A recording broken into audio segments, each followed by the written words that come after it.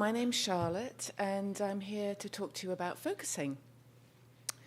Focusing, it's an orientation that you can actually use with any kind of therapy, which is so amazing. So whether you're a psychoanalyst or a body worker, whatever your modality is.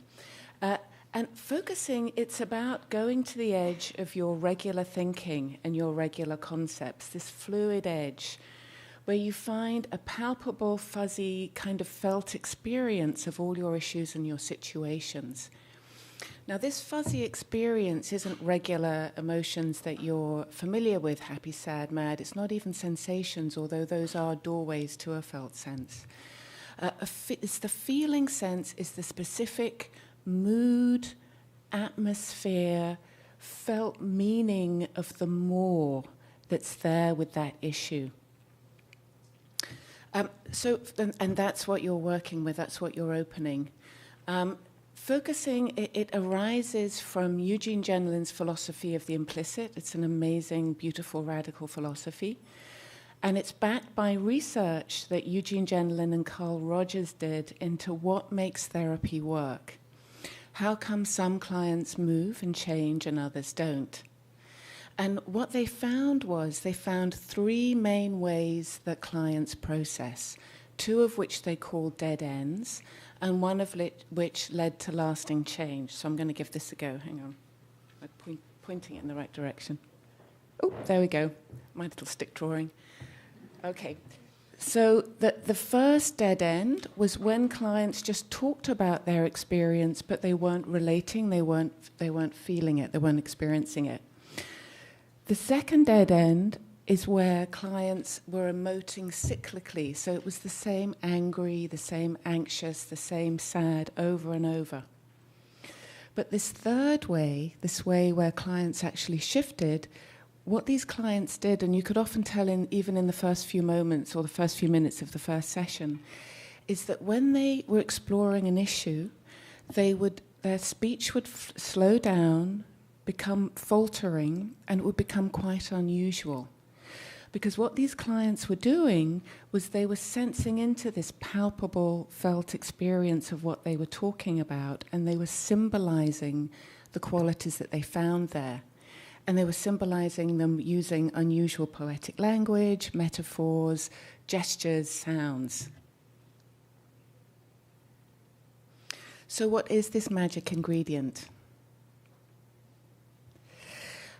So we tend to live in this narrow level of consciousness, our regular thinking. It's very narrow. It needs to be simple and linear because it's about keeping ourselves safe, finding mates, finding shelter, not getting eaten. So it needs to be linear, it needs to be rational, past, present, future, cause and effect. Yeah. But actually what we really are is this vast more underneath, this unconscious, or Jean calls it the implicit. And it's been found that this implicit, our unconscious, processes millions of times more data, millions of times faster than our conscious selves, our regular selves. And not only this, but it puts together permutations that our conscious self would never, ever think of. So it's very, very creative and very, very fluid. So what we're doing in focusing is, here we go. So the top is explicit conscious, the underneath is implicit unconscious or semi-conscious. So what we do in therapy is we lay out our issues. We then go down to this murky zone and we symbolize. Because what's so important about this murky zone is it's like a border town. That these two realms are totally different. The conscious and the unconscious are like two different universes. So how do they communicate? They communicate through this felt sense, which is this band in the middle. And this band speaks both languages, just like border towns in Europe that speak both languages, so does the felt sense. And its common language is images, metaphors, movements, and sounds. So we lay out our issue, we come to this murky zone, and we wait with an open curiosity. and something comes from that underneath, and it comes fully processed. It comes as a package of the next step. And as we feel into that murky zone, and we symbolize the qualities with these unusual words, images, and metaphors, it lifts out into our conscious awareness, and as it lifts out, it shifts us. And it shifts us on every level. It shifts us in our thinking, it shifts us in our feeling, and it shifts us how we have it in our bodies. And not only that, this forward movement is just the right forward movement, just the right forward step for how our whole organism has that thing. And so that's why it lasts to this, that leads to this significant lasting change.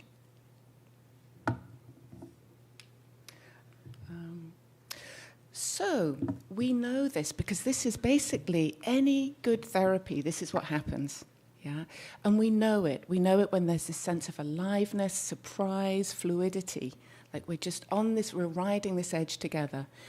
And so Jean came up with 6 steps so that we can do this more intentionally, so it doesn't just come willy-nilly.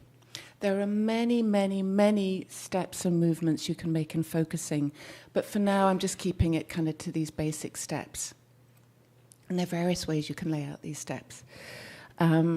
So there's laying out your issue, or you can just go inside too, but laying out your issue, finding that, waiting at that palpable fuzzy edge, symbolizing it, finding handles, symbols, resonating those back with your body. Do those fit? Your body always knows there's a sense of like a rightness or a clicking in. Then there are many things you can do there. There are certain asking into questions and shift questions you can use there. And then just noticing in your body, that receiving the shift and the change. So these are the kind of foundation of the whole, there's a whole world of focusing, and this is the foundation of that. So I'd love to be able just to, maybe we could just have a little experience of the felt sense, if we could do another experiential, if you feel up for it. It'll only take a minute or two. So if you would like to give it a try, either close your eyes or just look down, just at your way of turning your attention inwards. And just checking in there, your throat, your chest, and your belly. Just noticing how you are there.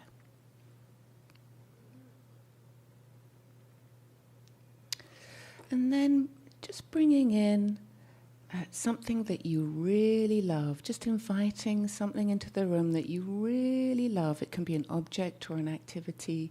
You really adore this thing. And if a couple of things come, see if you can just rest on one.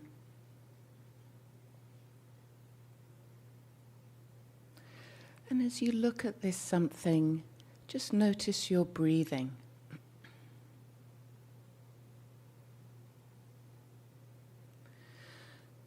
Just also notice the right distance. Is this thing, do you need it near or a little way away? Noticing the right distance there.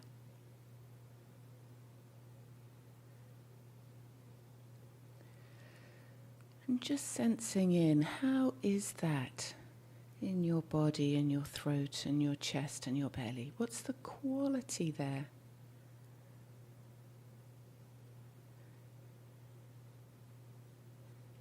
Just seeing, maybe as you sense the qualities, does a word or words come there? Maybe an image. Does that have a posture or a gesture?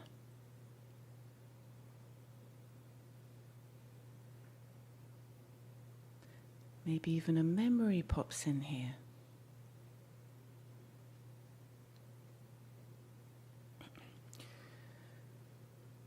Okay, so now just asking that very loved, beloved thing to leave the room.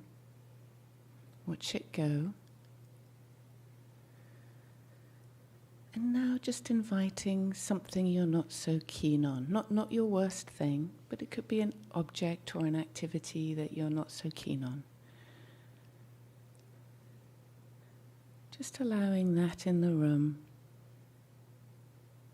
Again, notice your breathing.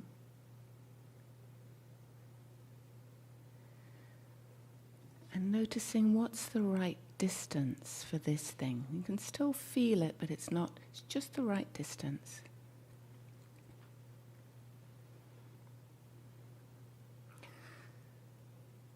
As you keep it company, what are the feeling qualities there in your body, your throat and your chest and your belly? Again, as you sense there, are there words that fit? Maybe an image. Maybe there's a posture that goes with this experience. And anything that comes, just checking with your body, is that just how it is for me?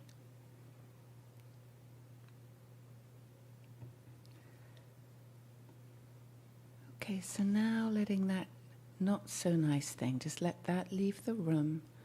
Just notice how that is in your body as it leaves.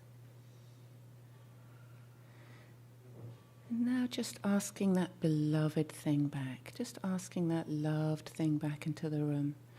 And now noticing, how is that in your body? What's the experience of that? Is it the same as before? Is it different?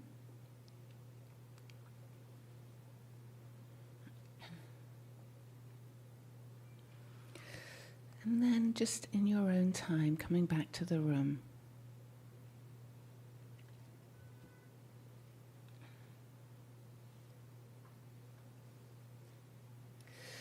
So if you had different experiences there, those experiences are doorways to a more.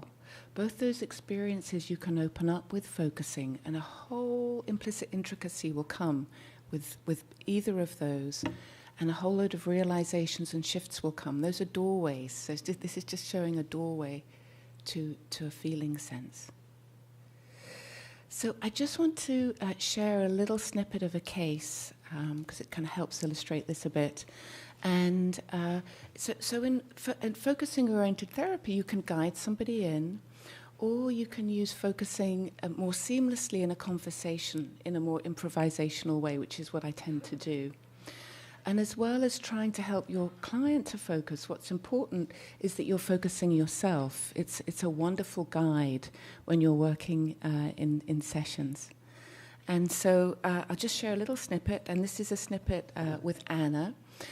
Anna is an artist who works with trees and has a lot of anxiety about the current political and environmental climate right now. And she came in with a sense of like an unnameable dread about the vulnerability of nature. So here goes.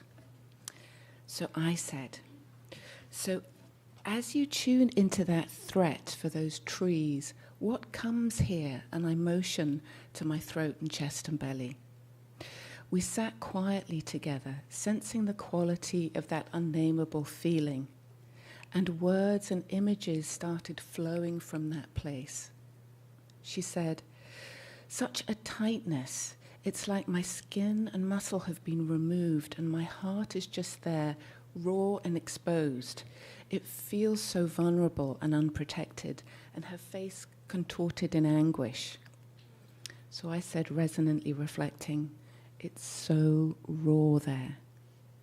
And she nodded and put her hand on her heart as we waited at this edge.